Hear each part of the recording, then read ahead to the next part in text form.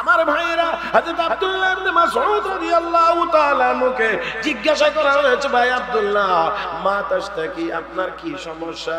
উনি জবাব দিলেন, যুনুবি, আমার গুনাহ হলো আমার বড় সমস্যা। হযরত উসমান যুন্নুরাইন রাদিয়াল্লাহু তাআলা আনহু বলেন, ও ভাই আব্দুল্লাহ, মা তাশতাহি, এই মুহূর্তে আপনার কি মনে চায়? আপনার কি মনে চায়? আমরা হইলে বলতাম এটা ওইটা খাইতে মনে চায়, কিন্তু নবীর সাহাবী জবাব দিলেন, রাহমাতু রাব্বি, আমার আল্লাহর দয়া পাইতে আমার মনে চায়। দেখেন একটু, মা তাশতাকি, সমস্যা কি? যুনুবি, আমার গুনাহ, কি মনে চায়? রাহমাতু রাব্বি, আমার আল্লাহর দয়া পাইতে মনে চায়। হযরত উসমান যুন্নুরাইন বলেন, ভাই আব্দুল্লাহ, একজন ডাক্তার নিয়ে আসি আপনার চিকিৎসার জন্য। হযরত আব্দুল্লাহ ইবনে মাসউদ বলেন, আত-তাবিবু আমরাদানি, ডাক্তারই তো আমাকে রোগী বানাইছেন, আপনি আবার কোন ডাক্তার দিয়ে আমার চিকিৎসা করাইবেন? ডাক্তারই তো আমাকে রোগী বানাইছেন, আপনি আবার কোন ডাক্তার দিয়ে চিকিৎসা করাবেন? হযরত উসমান যুন্নুরাইন রাদিয়াল্লাহু তাআলা আনহু এখন বলছেন, ভাই আব্দুল্লাহ, রাষ্ট্রীয় কোষাগার থেকে আমি আপনার জন্য কিছু টাকা পাঠিয়ে দেই, এই টাকাগুলো আপনার উপকারে আসবে, কাজে আসবে। হযরত উসমান এই কথা বললে হযরত আব্দুল্লাহ ইবনে মাসউদ বলেন, লা হাজাতা লি, টাকার কোনো প্রয়োজন আমার নাই। আমি আর আপনি হইলে বললাম, একটু বাড়ায়া দেন, চিকিৎসাটা যেন সিঙ্গাপুর গিয়ে করাইতে পারি। কিন্তু নবীর সাহাবী বলেন, লা হাজাতা লি, আমার কোনো প্রয়োজন নাই। আমিরুল মুমিনিন হযরত উসমান যুন্নুরাইন বলেন, ভাই আব্দুল্লাহ, আপনার যদিও কোনো প্রয়োজন নাই, আপনার যদিও কোনো কাজে না লাগে, আপনার ইন্তেকালের পরে আপনার মেয়েদের জন্য তো কাজে লাগবে, তাদের বড় উপকারে আসবে। হযরত আব্দুল্লাহ ইবনে মাসউদ এবার বলেন, আমিরুল মুমিনিন, আপনি কি আমার মেয়েদেরকে নিয়ে চিন্তা করেন? আমার মেয়েদেরকে নিয়ে কি আপনি কোনো টেনশনে আছেন? না না না, আপনাকে কোনো টেনশন করতে হবে না, কোনো চিন্তা করতে হবে না। বলে কেন? তার কারণ হলো, আমি আমার মেয়েদেরকে আল্লাহর কোরআন এবং কোরআনের ভিতরের সূরা ওয়াকিয়া শিক্ষা দিয়েছি। চিন্তা করতে হবে না, আমি আমার মেয়েদেরকে সূরা ওয়াকিয়া শিক্ষা দিয়েছি। আর সূরা ওয়াকিয়ার ব্যাপারে আল্লাহর নবী বলেছেন, আর আমি আমার দুই কান দিয়ে শুনেছি, কোনো মাধ্যমে না, সরাসরি নবীর জবানে বলেছেন, আর আমি আমার দুই কান দিয়ে শুনেছি। নবী বলেছেন, ক্বাল রাসূলুল্লাহ সাল্লাল্লাহু আলাইহি ওয়াসাল্লাম, মান ক্বারা সূরাতাল ওয়াকিয়া ফি কুল্লি লাইলাতিন লাম তুসিবহু ফাকাতুন আবাদা। উম্মত রে, যেই ব্যক্তি রাতের শুরুতে সূরা ওয়াকিয়ার তিলাওয়াত করবে, সূরা ওয়াকিয়ার আমল করবে, রব্বুল আলামিন কখনোই তাকে না খাওয়ায়া রাখবেন না। ও আমিরুল মুমিনিন, নবীর জবানে আমি আমার কান দিয়ে শুনছি, নবী বলছেন, যে ব্যক্তি সূরা ওয়াকিয়ার আমল করবে সে না খেয়ে থাকবে না। আজকে রিজিকের অভাব, অনটন, সূরা ওয়াকিয়ার আমল শুরু করেন। ঘরে গিয়ে বলবেন, মহিলাদেরকে বলবেন, ছোট ছোট বাচ্চা যারা আছে তাদেরকে বলবেন, যাতে করে মাগরিবের নামাজের পরে এই সূরার আমল করে, ইনশাআল্লাহ আপনার অভাব দূর হয়ে যাবে। মুহতারাম হাজিরিন, তাহলে আসুন, বলছিলাম, দেখেন নবীর সাহাবী, টাকা নাই, পয়সা নাই, কোনো কিছুই নাই, এই কথা বলেন নাই, তারপরেও আমার একটু টাকা পয়সা বাড়াইয়া দেন বা আমাকে দেন। টাকার প্রস্তাব দিয়েছে, তিনি বলছেন, লা হাজাতা লি, আমার দরকার নাই, আপনার মেয়েদের উপকারে আসবে। এখানে আপনার কোনো চিন্তা নাই। কেন? আমি আমার মেয়েদেরকে কোরআনের সূরা ওয়াকিয়া শিক্ষা দিয়েছি। শুধু একজনের গোলাম হইতে পারলে সবার উপরে বাদশা হয়ে যাইতে পারবো, কিন্তু দুর্ভাগ্য যে আমরা মুসলমানেরা আল্লাহর গোলাম হতে পারি নাই, যার কারণে সমস্ত মাখলুকাতের উপরে আমরা রাজত্ব করতে পারতেছি না। যারা আল্লাহর গোলাম হতে পেরেছিলেন তারা অবশ্যই সমস্ত মাখলুকাতের উপরে রাজত্ব করতে পেরেছিলেন। হযরত সাদ ইবনে আবি ওয়াক্কাস রাদিয়াল্লাহু তাআলা আনহু রাতের অন্ধকারে ৩০,০০০ সৈনিক নিয়ে যুদ্ধের ঘোড়া নদীর উপর দিয়ে দৌড়িয়েছিলেন। আর একটু মহব্বতে রাসূলের সাহাবী হযরত ওমর ফারুক রাদিয়াল্লাহু তাআলা আনহু মদিনার মাটি কাঁপতেছিল, এই জন্য লাঠি দিয়ে গুতা দিয়ে বলেন, ইয়া আরদু উসকুনি, হে জমিন থাম। বিশ্ব নবীকে বুকে ধারণ করে তুই কেমন করে নড়াচড়া করিস, থাম। এই যে গুতা দেওয়ার পরে ধমক দিলেন, ভূমিকম্প যে বন্ধ হয়েছে, ১৫০০ বছরের ভিতরে মদিনাতে আর কোনোদিন ভূমিকম্প হয় নাই, কিয়ামত পর্যন্ত আর কোনোদিন হবেও না। রাসূলের সাহাবী হযরত সাফিনা রাদিয়াল্লাহু তাআলা আনহু যুদ্ধের ময়দানে একা হয়ে গিয়েছিলেন, কাফেলা ভিন্ন দিকে চলে গেছে, উনি বুঝতে পারেন নাই বাঘ আসতেছে হামলা করার জন্য। আর উনি সেই জায়গাতে দাঁড়িয়ে বাঘকে লক্ষ্য করে বলছিলেন, হে বাঘ, তুই কি আমাকে চিনিস? আমি বিশ্ব নবীর উম্মত, মুসলমান, আমি একজন নবীর সাহাবী, আমি একজন মুসলমান। এই কথা বললে বাঘ এখন আসছে, হামলা করে না, শরীরটা নিচু করে দিয়ে লেজ নাড়ায়া বাঘ এখন ইশারা দিয়ে বুঝাইতে চায় যে আপনি আমার পিঠে সওয়ার হন, আমি আপনাকে আপনার গন্তব্যে পৌঁছায় দেব। উনি বাঘের পিঠে সওয়ার হইলেন, বাঘ উঠলেন, কতটুকু গেল, আবার গিয়ে মাটিতে নাক লাগাইলো, আবার কতটুকু চলছে, আবার গিয়ে নাক লাগাইছে, আবার চলছে, আবার নাক লাগাইছে। কেন এই নাক লাগানো, মাটিতে নাক লাগায় কেন বাঘ? মুহতারাম হাজরিন, নাক লাগানোর কারণ হলো বাঘের কাছে তো আর আধুনিক রাডার নাই, কম্পিউটার নাই, কোনো নেটওয়ার্ক নাই। এই জন্য বাঘ মাটিতে নাক লাগায়া এখান থেকে গ্রাম নে। কিসের গ্রাম? যেই রাস্তা দিয়ে মুসলমান মুজাহিদ নবীর সাহাবী মুসলমানরা যেই রাস্তা দিয়ে অতিক্রম করেছে, যেই জায়গায় তাদের কদম পড়েছে, অবশ্যই সেই জায়গায় তাওহীদের সুঘ্রাণ লেগে থাকবে। বাঘ এখান থেকে ঘ্রাণ নিয়ে নিয়ে নবীর সাহাবীকে কাফেলা পর্যন্ত পৌঁছায় দিয়েছে।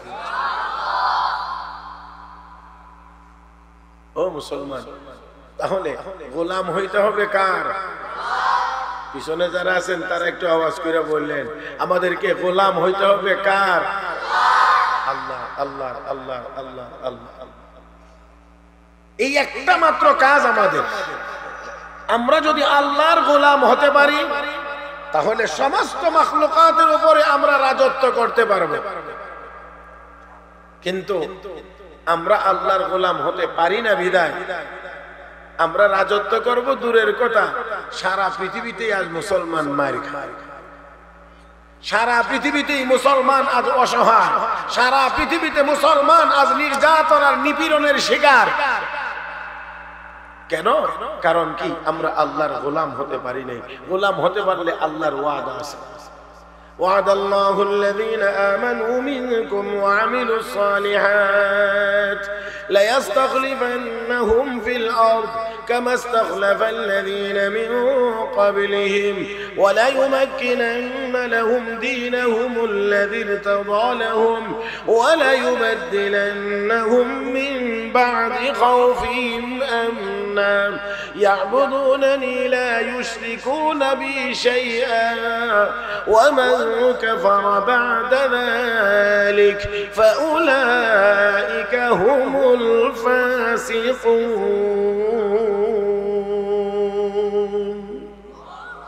আল্লাহ বলেন, তোমরা যদি আমার গোলাম হয়ে যেতে পারো, ঈমান আনতে পারো, নেক আমল করতে পারো, আমি আল্লাহর ওয়াদা হলো সারা পৃথিবীর শাসন ক্ষমতা আমি আল্লাহ ঈমানদারদের হাতে দান করব। কার ওয়াদা? কার ওয়াদা? আল্লাহ কি মাঝে মাঝে ওয়াদা লঙ্ঘন করেন? আল্লাহ ওয়াদা মাঝে মাঝে খেলাফ করেন? নিশ্চয়ই না। তাহলে অবশ্যই যদি দুনিয়ার মুসলমান আমরা ঈমানদার এবং নেককার হতে পারি, তাহলে অবশ্যই আল্লাহর ওয়াদার বাস্তবায়ন হবে। সারা পৃথিবীর শাসন ক্ষমতা আল্লাহ ঈমানদারদের হাতে দান করবেন। ২ নম্বর ওয়াদা, আল্লাহ রাব্বুল আলামিন বলেন, ইসলাম ধর্মকে আমি আল্লাহ সুপ্রতিষ্ঠিত করে দেব। ৩ নম্বর ওয়াদা হলো, দুনিয়ার সব কাফের বেঈমানের জুলুম নির্যাতন হুমকি দামকির হাত থেকে আমি আল্লাহ মুসলমানদেরকে নিরাপত্তা দান করব। নিরাপত্তা আসলে দেওয়ার প্রকৃত মালিক কে? মহব্বতের সাথে আমার দিকে তাকায় কথাগুলো শুনবেন আর উত্তর দিবেন। প্রকৃত অর্থে নিরাপত্তা দেওয়ার মালিক কে? আল্লাহ যদি নিরাপত্তা দেন, সারা দুনিয়ার সব মিলেও তার নিরাপত্তা নষ্ট করতে পারে না। আল্লাহ যদি কাউকে নিরাপত্তা না দেন, হাজারো বেষ্টনীর ভিতরে থাকলেও নিজেকে বাঁচাইতে পারে না। হ্যাঁ, হাজারো নিরাপত্তা বেষ্টনীর ভিতরে থাকলেও বাঁচাইতে পারবে না। আর আল্লাহ যদি বাঁচান, তাহলে আল্লাহ যদি বাঁচান তাকে কেউ মারতে পারে না। সবার আমাদের জানা আছে পরিচিত কথা, হযরত মূসা আলাইহিস সালাতু ওয়াস সালামকে হত্যা করার চিন্তা এবং তার বাস্তবায়ন মূসা নবী দুনিয়াতে আসার পরে ফেরাউন করে নাই। ফেরাউন করেছিল মূসা নবী দুনিয়াতে আসার আগের থেকে। কথা বুঝেন নাই মনে হয়? মূসা আলাইহিস সালামকে মারবার জন্য এমন না মূসা আলাইহিস সালাম দুনিয়াতে আসার পরে, বরঞ্চ শুধুমাত্র জানতে পেরেছে একটা বাচ্চা আসবে দুনিয়াতে, এর দ্বারা আপনার এই ক্ষমতা শেষ হয়ে যাবে। এই জন্য কয়, তাহলে বনি ইসরাইল গোত্রে কোন বাচ্চা জন্ম নিলেই, ছেলে যদি হয় জন্ম নেওয়া মাত্রই হবে। এবার একটু খেয়াল করেন, যে কোনো বাচ্চা জন্মগ্রহণ করে ছেলে হইলেই ফেরাউনের গোয়েন্দা বিভাগের লোক সব জায়গায় জায়গায় জায়গায় জায়গায় জায়গায় সেটিং দেওয়া। যেই মাত্র শুনে কোনো বাচ্চা ছেলে জন্ম নিয়েছে, সাথে সাথেই তাকে নিয়ে হত্যা করে ফেলে। এইভাবে করে এক দুইজন নয়, শত শত নয়, হাজার হাজার হত্যা করেছে। মূসা আলাইহিস সালাতু ওয়াস সালাম উনাকে শুধুমাত্র মারবার জন্য, তো তার উপদেষ্টারা এক পর্যায়ে একটা সময় গিয়া বলছেন, আপনি যে এইভাবে মারতে শুরু করছেন, খালি মারেন মারেন, বাচ্চা জন্ম নিলেই হত্যা করে ফেলেন, তো ভবিষ্যতে তো আমাদের কাজের জন্য কোনো লোক পাওয়া যাবে না, কারণ এরাই তো আমাদের কাজ কাম করবে, তো কাজের জন্য তো আর কোনো লোক পাওয়া যাবে না, তো কি করতে হবে? একটা কাজ করেন। বলে কি? 1 বছর রাখেন আর 1 বছর কাটেন। কথা বুঝছেন না? 2024 সালে তো কাটাকাটি করছেন, তো 25 সালটা নিরাপদ ঘোষণা করেন। 25 সালে আর কোনো বাচ্চাকে আপনি হত্যা করবেন, তাহলে একটা বছর ফাঁক, আবার 26-এ গিয়া কাটাকাটি মারামারি। এখন দেখেন, আমরা আমাদের স্বাভাবিক দৃষ্টিকোণ থেকে যদি চিন্তা করি, তাহলে আমরা বলবো এই নিরাপদ বছরে মূসা আলাইহিস সালামকে আল্লাহ দুনিয়াতে পাঠিয়ে দিলে তাহলে আর কাটাকাটির সিরিয়ালে পড়লো না। কিন্তু আল্লাহ কয়, না না, আমি যদি এই নিরাপদ বছরে আমার মূসাকে পাঠাই, তাহলে আমার যে শক্তি, আমার যে কুদরত, এই কুদরতের তো কলঙ্ক হয়। কারণ এতে বোঝা যায় যে এরা মারতে চাইলে আমি আল্লাহ বাঁচাইতে পারি না। এই জন্য আমি নিরাপদ বছরে মূসা নবীকে পাঠাইলাম। এই জন্য আল্লাহ কয়, না না না, এই বছরে মূসা আলাইহিস সালামকে পাঠানো হবে না।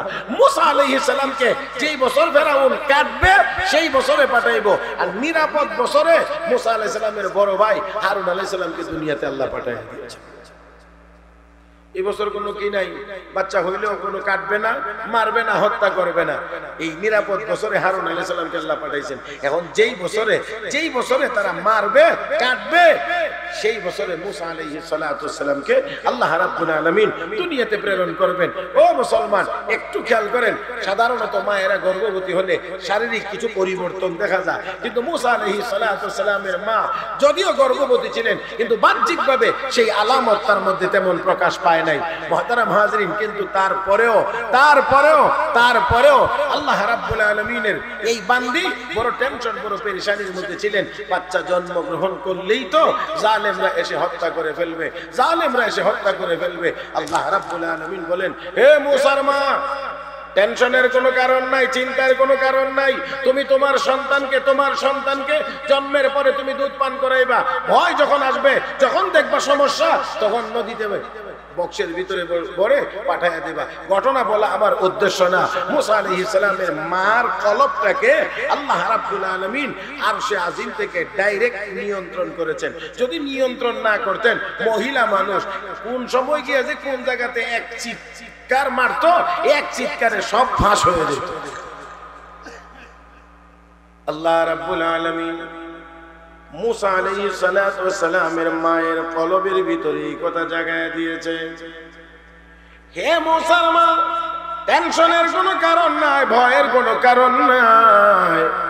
তুমি যখন দেখবা যে অবস্থা ভালো না, একটা বক্সের ভিতরে ভরে সন্তানকে সমুদ্রে ভাসিয়ে দেবে, ভয়ের কারণ নাই।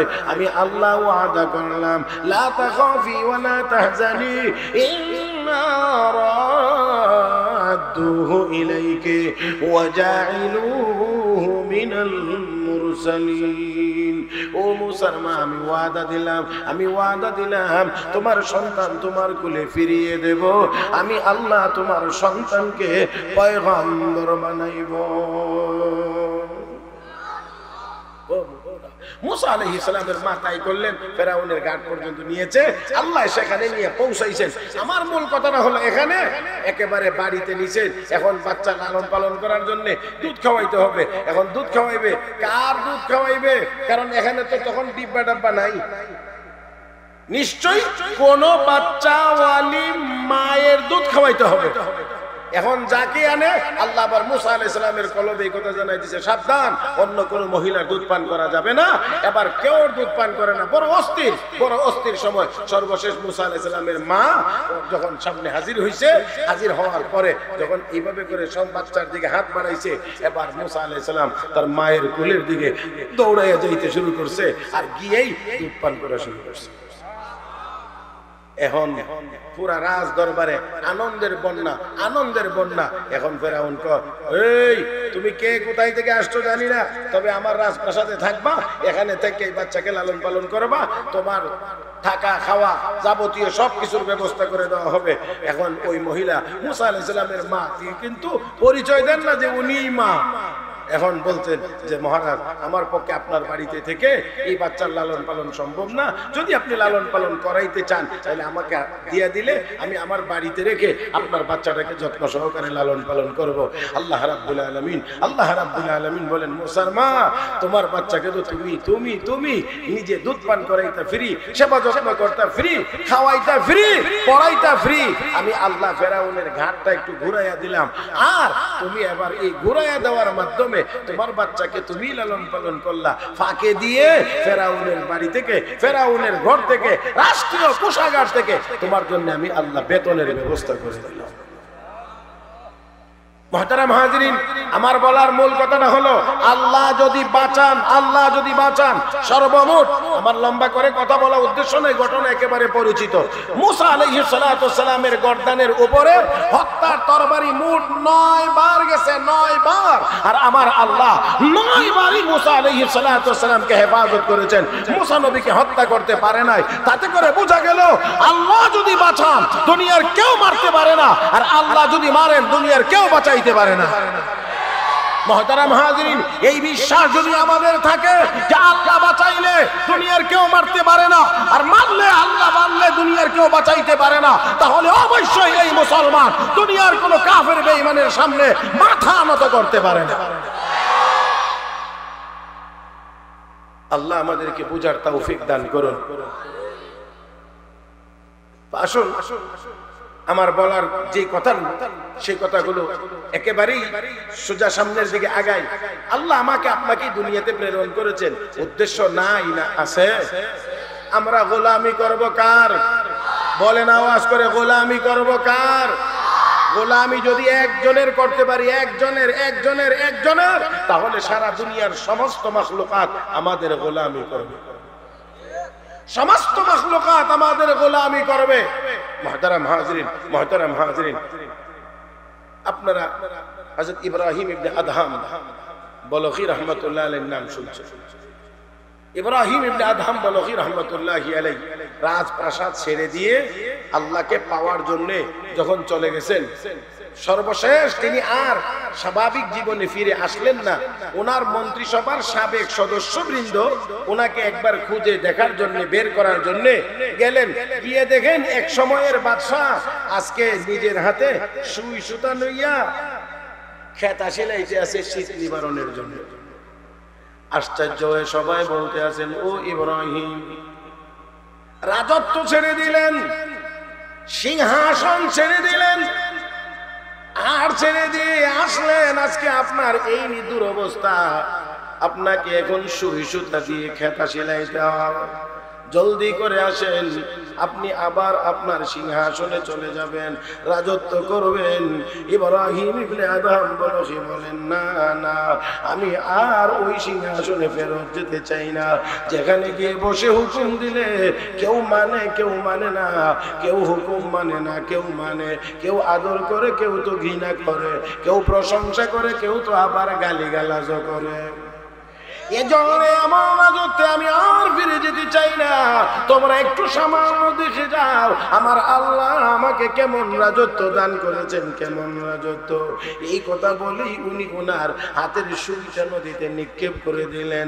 অতঃপর ডাক দিয়ে বলেন, রে নদীতে বসবাসকারী প্রাণীরা, তোমরা আমার সুইটা আমাকে ফিরিয়ে দাও। এই কথা বলতেই 1000 মাছ স্বর্ণের সুই নিয়ে নদীর কিনারায় হাজির হয়ে গেছে।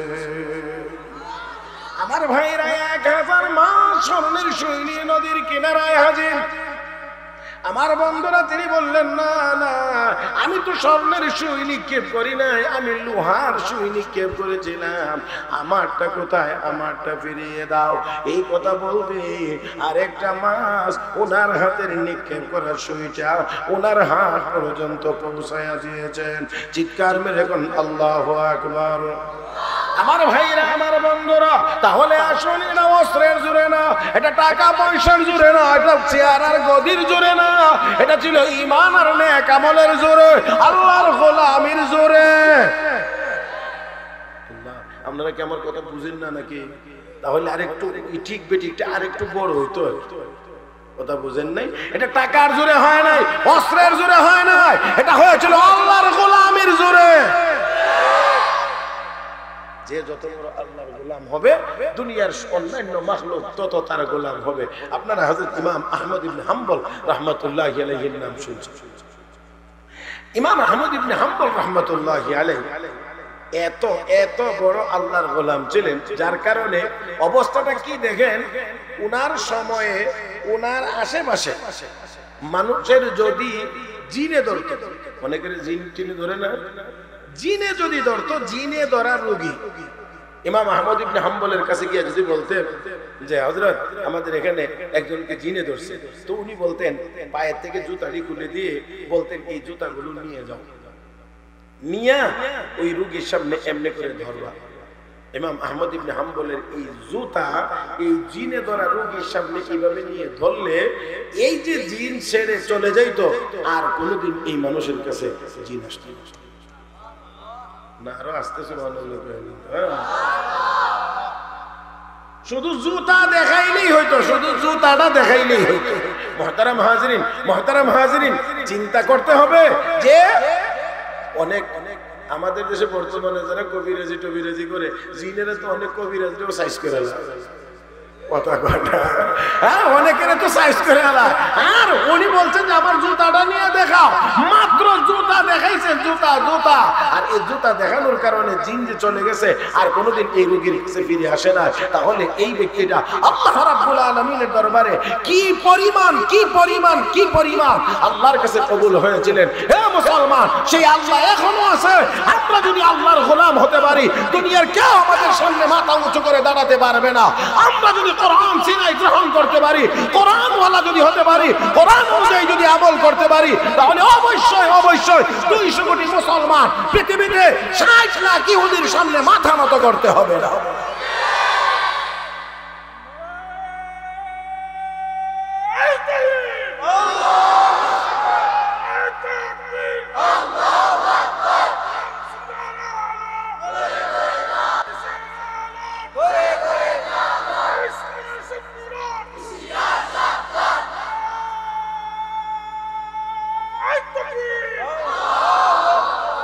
এই আওয়াজে ইসলামের শত্রুরা সাবধান হবে,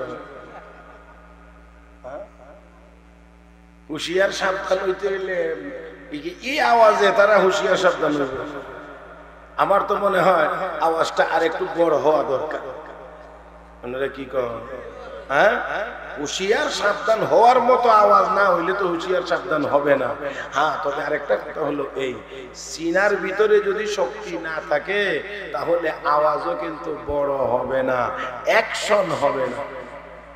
কথা কয় না, কথা কয় না, অ্যাকশন হবে না। কারণ অ্যাকশন তখনই হবে যখন সিনার ভিতরে আল্লাহর কালাম থাকবে।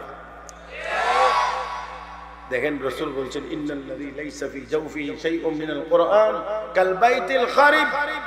আমার নবী কয়, যার সিনার ভিতরে কোরআনের কিছু অংশ নাই, কিচ্ছু নাই, একবারে খালি, তাহলে এটা হলো ওই ঘরের মতো যেই ঘরে কোনো মানুষ থাকে না। আপনারা চিন্তা করেন, যেই ঘরে বা যেই রুমে কোনো মানুষ বসবাস করে না, সেই রুমে অন্যান্য প্রাণীরা এসে রুমটা দখল করে।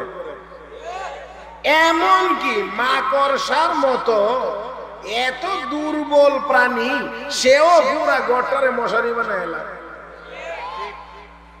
মনে হয় আমি বুঝাইতে পারছি না?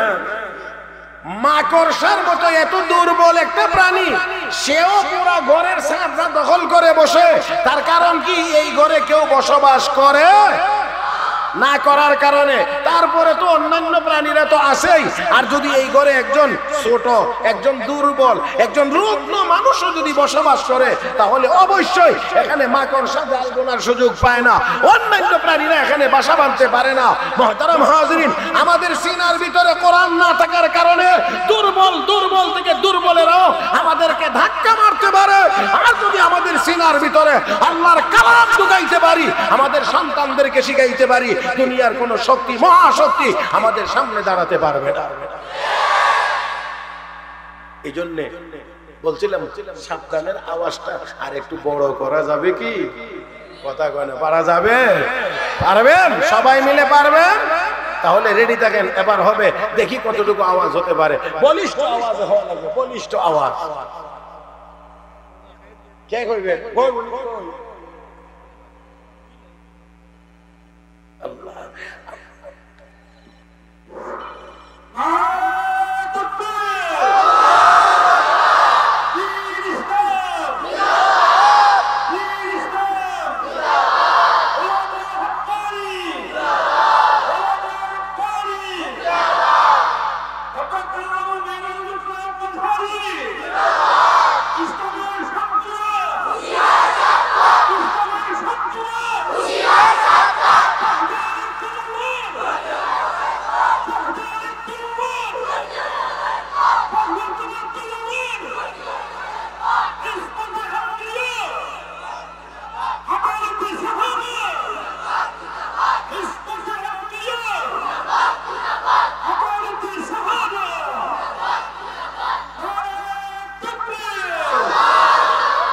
মাশাআল্লাহ, মাশাআল্লাহ।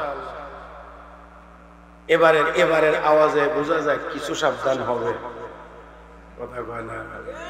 এবারের আওয়াজে বোঝা যায় কিছু সাবধান হবে, হবে, হবে, আর হতেই হবে। এই বাংলাদেশ হাজার হাজার মাদ্রাসার দেশ, লক্ষ লক্ষ আলেম ওলামার দেশ, হযরত শাহজালাল, শাহপরান, শাহ মাখদুম সহ 360 আউলিয়ার দেশ। আমার ভাইয়েরা, 5 লাখের উপরে মসজিদের দেশ বাংলাদেশ। এই বাংলাদেশে কোরআনের বিরুদ্ধে কেউ ষড়যন্ত্র করবে, এটা এক মুহূর্তের জন্যও বরদাস্ত করা হবে না। মুহতারাম হাজিরিন, আল্লাহ আমাদের সবাইকে তৌফিক দান করুন। তো বলছিলাম, আমরা দুনিয়ায় ছিলাম না, কে পাঠাইছেন? আওয়াজ করে বলেন, কেন পাঠাইছেন? আল্লাহ রাব্বুল আলামিন বলেন, ওয়ামা খালাকাতুল জিন্না ওয়াল ইনসা ইল্লা লিয়াবুদুন। মানুষ এবং জিন এই দুই দলকে আমি আল্লাহ বানাইছি একমাত্র আমার ইবাদত আর গোলামি করার জন্য। হে মুসলমান, আমরা যদি আল্লাহ রাব্বুল আলামিনের গোলামি করি, লাভ আমাদের হবে, আল্লাহর কোনো লাভ হবে না। পক্ষান্তরে আমরা যদি আল্লাহর নাফরমানি করি, আমাদের কোনো আল্লাহর কোনো ক্ষতি হবে না। ক্ষতি যা হবার সেটা আমাদের হবে। মান আমিলা সালিহান ফালিনাফসি ওয়া মান আসাআ فعليها وما ربك بظلام للعبيد আল্লাহ রাব্বুল আলামিন বলেন, রে বান্দা বান্দি, নেককার যদি হয়ে যাও, ইমানদার যদি হয়ে যাও, নেককার যদি হয়ে যাও, লাভ তোমার হবে, কল্যাণ তোমার হবে। পক্ষান্তরে কেউ যদি গুনার কাজ করো, ক্ষতিও তোমার নিজের হবে। আমি আল্লাহর কোনো লাভ ক্ষতির কোনো বিষয় নাই। হে মুসলমান, এবারে আসুন যে কথাটা বলতে চাই, আল্লাহ রাব্বুল আলামিন আমাকে আপনাকে পাঠাইলেন, একটা নির্দিষ্ট সময় দিয়ে পাঠাইলেন। নির্দিষ্ট সময়টা আবার কতটুকু, এটাও কিন্তু আমাদের কারো জানা। বলেন, কারো জানা নাই, কেউ জানি না। এই দুনিয়াতে কে কতক্ষণ আছি কেউ জানি না, কেউ জানি না, একমাত্র কে জানেন। ইন্নাল্লাহা ইনদাহু ইলমুস সাআ ওয়া ইউনাজ্জিলুল গায়ব ওয়া ইয়া'লামু মা ফিল আরহাম وما تدري نفس ماذا تكسب غدا وما تدري نفس بأي أرض تموت إن الله عليم خبير আল্লাহ রাব্বুল আলামিন বলেন, কিয়ামত কখন হবে এটা একমাত্র আল্লাহ জানেন, আর কেউ জানেন না। বৃষ্টি কখন হবে এটা একমাত্র আল্লাহ জানেন, আর কেউ জানেন না। মায়ের গর্ভে সন্তান কি হবে না হবে একমাত্র আল্লাহ জানেন, আর কেউ জানে না। আগামীকাল মানুষ কি কামাই করবে এটা দুনিয়ার কেউ জানে না, কি খাবে একমাত্র আল্লাহ জানেন। 5 নাম্বার হলো মানুষ কোথায় মৃত্যুবরণ করবে এটা দুনিয়ার কেউ জানে না, কে জানে? আমার ভাইরা, আমার বন্ধুরা, একটা কথা খেয়াল করে জবাব দিবেন, আগামী 1 ঘন্টা বাঁচবো এমন কোন নিশ্চয়তা আমাদের কারো কাছে? আধা ঘন্টা, 15 মিনিট, 5 মিনিট না, 5 মিনিট সময়ও বাঁচবো এমন কোন গ্যারান্টি বা নিশ্চয়তা আমাদের কারো কাছে নাই। হে মুসলমান, তাহলে অবশ্যই বিবেক খুলে কথাটা খেয়াল করেন। 5 মিনিট যেই দুনিয়াতে বাঁচার গ্যারান্টি বা নিশ্চয়তা আমাদের কারো কাছে নাই, এমন দুনিয়ার পিছনে পড়ে আল্লাহর জান্নাত ভুলে যাওয়া কোনো বুদ্ধিমান মানুষের কাজ হতে পারে না। বুদ্ধিমান মানুষের কাজ এটা হতে পারে না। যেই দুনিয়ার পিছনে আমি দৌড়াচ্ছি, এই দুনিয়াতে 5 মিনিট সময় বাঁচার কোনো গ্যারান্টি আমার যেখানে 5 মিনিট বাঁচতে পারবো না, সেই দুনিয়া জমানোর জন্য এত ব্যস্ত কেন? এত ব্যস্ত কেন? এত ব্যস্ত কেন? কত মানুষ কত টাকা জমাইছে, কিন্তু দুনিয়া ছেড়ে চলে যাইতে হয়েছে। আরে দুনিয়া ছেড়ে চলে যাওয়া তো আরো পরে, দুনিয়াতে থাকা অবস্থায়ও তো অনেকের এই টাকাই তার জন্য বড় বিপদের কারণ হয়ে দাঁড়াইছে। কথা কয় না, কথা কয় না, মনে হয় বুঝেন নাই নাকি? বিপদের কারণ হয়ে দাঁড়াইছে। এত টাকা কামাই করছে, এত টাকা হিসাব নাই, নিজেও বলতে পারবে না তার কত টাকা, কত টাকা, কত টাকা। কিন্তু অবস্থা এমন, অবস্থা এমন, চুরের মতো ধরা পড়ে। আল্লাহ আমাদের সবাইকে হেদায়েত নসিব করুন। মুহতারাম হাজিরিন, এই জন্য টাকা পয়সা, ধন দৌলত, বাড়ি গাড়ি, কোনটার সাথে বা কোনটার ভিতরে ইজ্জত সম্মানের কোন ব্যবস্থা, বলেন ব্যবস্থা নাই। ইজ্জত আর সম্মানের ব্যবস্থা হলো দ্বীনের সাথে, ঈমানের সাথে, নেক আমলের সাথে, কোরআনের সাথে, হাদিসের সাথে, মসজিদের সাথে, মাদ্রাসার সাথে। এই জন্য কোরআনের ইলম যাদের ভিতরে থাকে, দ্বীন যাদের মধ্যে থাকে, দুনিয়াদাররা কখনোই তাদের সাথে কুলাইতে পারে না। তার কারণ হলো দুনিয়ার জিনিস পচা, কম দামি, আর কোরআনের ইলম দামি। এজন্য হযরত আলী কাররামাল্লাহু ওয়াজহা বড় চমৎকার বলেছেন, রাজিনা কিসমাতাল জাব্বারি ফিনা লানা ইলমুন ওয়ালিল আ'দাই মালুন ফাইন্নাল মালা ইয়াফনা আন কারীবিন ওয়া ইন্নাল ইলমা ইয়াবকা লা ইয়াজুলু। আল্লাহর বন্টনে আমরা খুশি, মহা খুশি। আল্লাহ কাফের বেঈমানদেরকে দ্বন্দ্ব টাকা পয়সা দিয়ে রাখছেন, আর আল্লাহ আমাদেরকে কোরআনের ইলম দান করেছেন। এই কোরআনের ইলম পাইয়া আমরা মহা খুশি, মহা খুশি, মহা খুশি। ভাইরা দেখেন, অন্যরা মনে মনে ভাবে আরে মোল্লা মৌলবীরা মিয়া সাহেবের কাছে টাকা পয়সা বেশি নাই, কিন্তু তারপরেও আমি বলি হ্যাঁ টাকা পয়সা বেশি নাই, কথা ঠিক আছে, কিন্তু তারপরেও দেখবেন মোল্লা মৌলবীরা যতটা আনন্দের সাথে এই দুনিয়ার জীবন অতিক্রম করছে, বহু শিল্পপতিরাও এতটা আনন্দের সাথে দুনিয়ার জীবন পার করতে পারে না। যাক, আমি আপনাদেরকে শেষ সময়ে একটা ছোট্ট ঘটনা শোনাইতে চাই। একেবারে আমার চোখের দিকে তাকায়া শুনবেন বলে আমি আশা করি। একদম একদম আমার চোখের দিকে মনোযোগ সহকারে। মুহতারাম হাজরিন, রাসূলের সাহাবী হযরত আব্দুল্লাহ ইবনে মাসউদ রাদিয়াল্লাহু তাআলা অত্যন্ত বড় মাপের সাহাবী। নবীর সাহাবীদের মধ্যে যারা বড় আলেম ছিলেন, যারা বড় ফকিহ ছিলেন, যারা বড় মুজতাহিদ ছিলেন, এমন একজন সাহাবীর নাম হযরত আব্দুল্লাহ ইবনে মাসউদ রাদিয়াল্লাহু তাআলা আনহু। বিশ্ব নবী একদিন বলছেন, আব্দুল্লাহ ইকরা আলাইয়াল কুরআন, আব্দুল্লাহ তুমি কোরআন তেলাওয়াত করো, আমি তেলাওয়াত শুনব। হযরত আব্দুল্লাহ ইবনে মাসউদ বলেন, আকরাউ আলাইকাল কুরআন ওয়াকাদ উনজিলা আলাইক, নবী আপনার উপরে কোরআন নাযিল হইছে, আর আমি নি আপনারে তেলাওয়াত করে শুনাইতাম। কোরআন তো আপনার উপরে নাযিল হয়েছে, আমি আপনাকে তেলাওয়াত করে শোনাইব। নবী আব্দুল্লাহ আমি না বলছি তুমি তেলাওয়াত করবে, আমি শুনবো। আর কোনো কথা বাড়াইলেন না। হযরত আব্দুল্লাহ ইবনে মাসউদ তেলাওয়াত শুরু করলেন। তেলাওয়াত করতে করতে এক পর্যায়ে তিনি তেলাওয়াত করেন, فكيف إذا جئنا من كل أمة بشهيد وجئنا بك على هؤلاء شهيدا। এই আয়াতের তেলাওয়াত করতে গিয়ে হযরত আব্দুল্লাহ ইবনে মাসউদ বলেন, আমি নবীজির চেহারা মোবারকের দিকে তাকাইলাম, তাকিয়ে দেখতে পাইলাম বিশ্ব নবীর চক্ষু মোবারক থেকে ঝর্ণার মতো পানি ছুটে চলছে। শেখ আব্দুল্লাহ ইবনে মাসউদ রাদিয়াল্লাহু তাআলা যখন ইন্তেকালের শয্যায় শায়িত, আর বেশি সময় বাঁচবেন না। এমনই মুহূর্তে ইসলামের তৃতীয় খলিফা ছিলেন রাষ্ট্র ক্ষমতা হযরত উসমান যুন নূরাইন রাদিয়াল্লাহু তাআলা, তিনি ছিলেন আমিরুল মুমিনিন। হযরত উসমান হযরত আব্দুল্লাহ ইবনে মাসউদকে দেখার জন্য আসলেন, ওনার কাছে এসে বসলেন। বসার পরে এবার কথাবার্তা শুরু হয়েছে। হযরত উসমান যুন নূরাইন জিজ্ঞাসা করতেছেন, এই জায়গাটা থেকে একেবারে সবাই একটু আমার দিকে তাকান তো, একটু সোজা হন, একেবারে তালবাড়া সহ, ডাইন বাম না, একদম সোজা আমার দিকে তাকাইবেন। জি, কারণ ওরা চলা চলবে না, একেবারে হৃদয়ের কান দিয়ে শুনবেন। হযরত উসমান যুন নূরাইন জিজ্ঞেস করেন, মা তাশতাকি, ও ভাই আব্দুল্লাহ আপনার কি সমস্যা?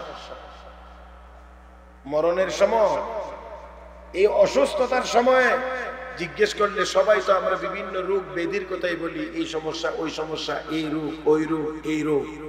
আর হযরত আব্দুল্লাহ ইবনে মাসউদকে হযরত উসমান যুন নূরাইন বলছেন, মা তাশতাকি, ও ভাই আব্দুল্লাহ আপনার কি সমস্যা?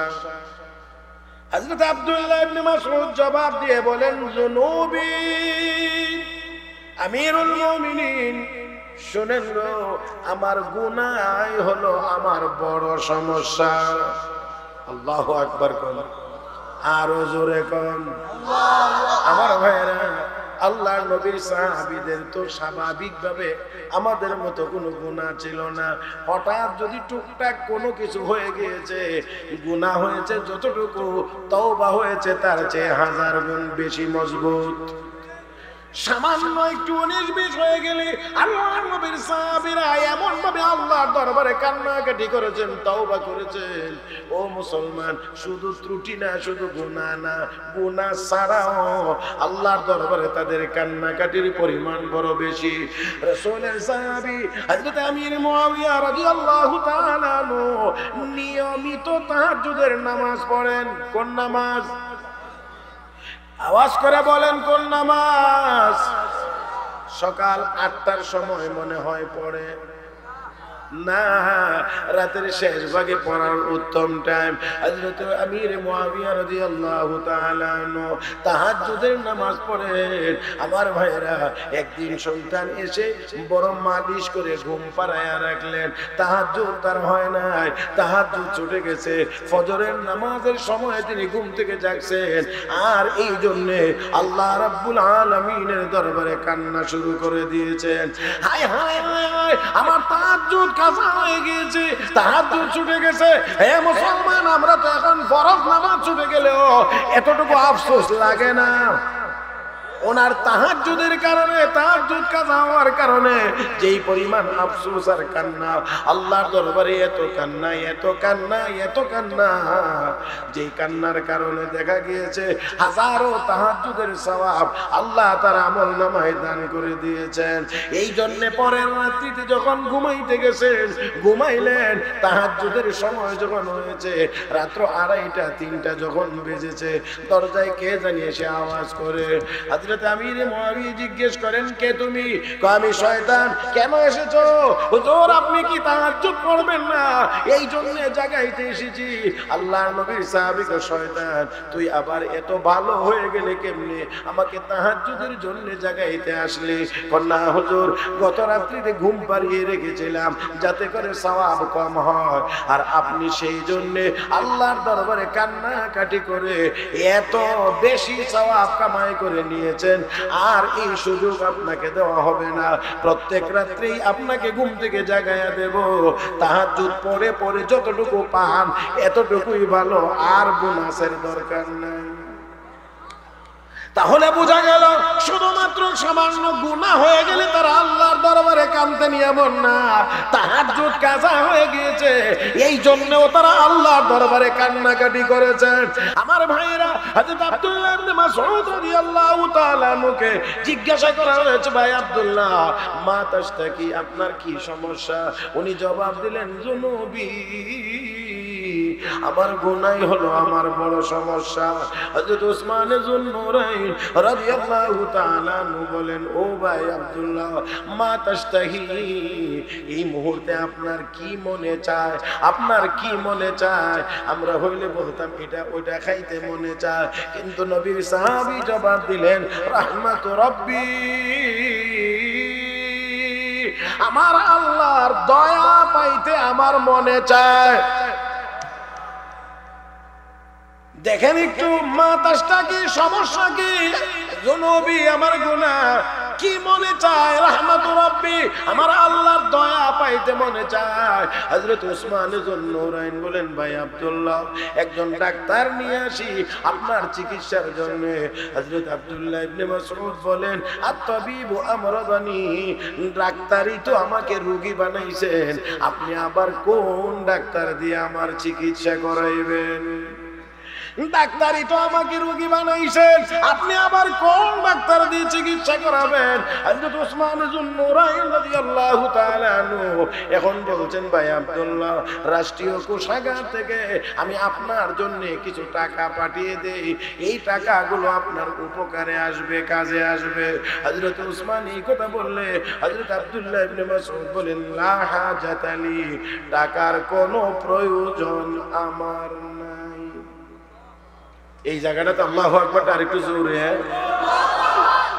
আমি আর আপনি হইলে বললাম ও একটু বাড়ায়া দিয়েন, চিকিৎসাটা যেন সিঙ্গাপুর গিয়ে করাইতে পারি। কিন্তু নবীর সাহাবী বলেন, লা হাজাত আলী, আমার কোনো প্রয়োজন নাই। আমিরুল মুমিনিন হযরত উসমান যুন্নুরাইন বলেন, ভাই আব্দুল্লাহ, আপনার যদিও কোনো প্রয়োজন নাই, আপনার যদিও কোনো কাজে না লাগে, আপনার ইন্তেকালের পরে আপনার মেয়েদের জন্য তো কাজে লাগবে, তাদের বড় উপকারে আসবে। হযরত আব্দুল্লাহ ইবনে মাসউদ এবার বলেন, আমিরুল মুমিনিন, আপনি কি আমার মেয়েদেরকে নিয়ে চিন্তা করেন? আমার মেয়েদেরকে নিয়ে কি আপনি কোনো টেনশনে আছেন? না না না, আপনাকে কোনো টেনশন করতে হবে না, কোনো চিন্তা করতে হবে না। বলে কেন? তার কারণ হলো আমি আমার মেয়েদেরকে আল্লাহর কোরআন এবং কোরআনের ভিতরের সূরা ওয়াকিয়া শিক্ষা দিয়েছি।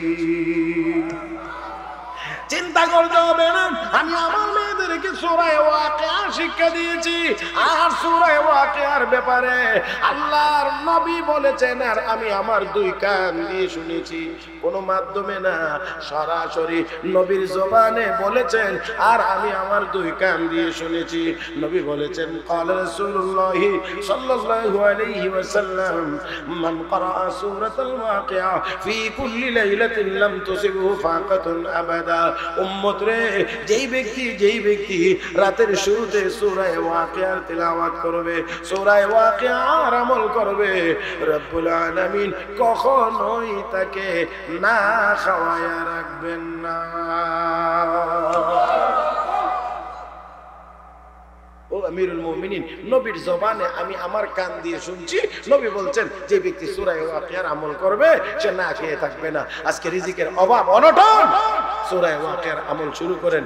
ঘরে গিয়ে বলবেন, মহিলাদেরকে বলবেন, ছোট ছোট বাচ্চা যারা আছে তাদেরকে বলবেন, যাতে করে মাগরিবের নামাজের পরে এই সূরার আমল করে, ইনশাআল্লাহ আপনার অভাব দূর হয়ে যাবে। মুহতারাম হাজিরিন, তাহলে আসুন, বলছিলাম, দেখেন নবীর সাহাবী, টাকা নাই, পয়সা নাই, কোনো কিছুই নাই, এই কথা বলেন নাই, তারপরেও আমার একটু টাকা পয়সা বাড়াইয়া দেন বা আমাকে দেন। টাকার প্রস্তাব দিয়েছে, তিনি বলছেন লা হাজাত আলী, আমার দরকার নাই, আপনার মেয়েদের উপকারে আসবে। এখানেও আপনার কোনো চিন্তা নাই। কেন? আমি আমার মেয়েদেরকে কোরআনের সূরা ওয়াকিয়া শিক্ষা দিয়েছি, আমার মেয়েদেরকে আমি কোরআন শিখাইছি। হযরত ওমর ইবনে আব্দুল আজিজ রাহমাতুল্লাহ আলাইহি বলা হয়েছিল, আপনার এতগুলো ছেলে, আপনি তাদের জন্য কি রেখে যাচ্ছেন? হযরত ওমর ইবনে আব্দুল আজিজ বলছিলেন, আমি প্রত্যেককে কোরআন শিক্ষা দিয়ে গিয়েছি, তারা যদি কোরআন অনুযায়ী চলতে পারে, দুনিয়ার আখিরাত কোনো জায়গাতে তারা আটকাইবে না। দেখা গিয়েছে তার ইন্তেকালের পরে তার যতজন সন্তান ছিল সবাই এক একটা প্রদেশের গভর্নর নিযুক্ত হয়েছে। মুহতারাম হাজিরিন, তাই আসুন, বলতে চাই যে কথাটা, সেটা হলো এই, যতক্ষণ পর্যন্ত আমরা দ্বীনের পথে না আসবো, আর দ্বীনের পথে দ্বীন কোনটা ঈমান, কোনটা নেক আমল, কোনটা গুনাহ, কোনটা সওয়াব, এটা যদি ঠিক করতে হয়, নির্ণয় করতে হয়, গুনাহ থেকে যদি বাঁচতে হয়, সওয়াবের কাজ যদি করতে হয়, তাহলে অবশ্যই ইলমের দরকার হবে, আর ইলম যদি অর্জন করতে হয়, তাহলে অবশ্যই রওজাতুল জান্নাত, এই মাদ্রাসা কাঞ্চনপুর মাদ্রাসার মতো মাদ্রাসারও দরকার হবে। কথা বুঝেন না? মাদ্রাসারও দরকার হবে। এই জন্য আপনারা জানেন, দুনিয়ার যত বাতিল শক্তি আছে, সব বাতিল শক্তির প্রধান টার্গেট হলো এই মাদ্রাসাগুলো কেমনে বন্ধ করে দেওয়া।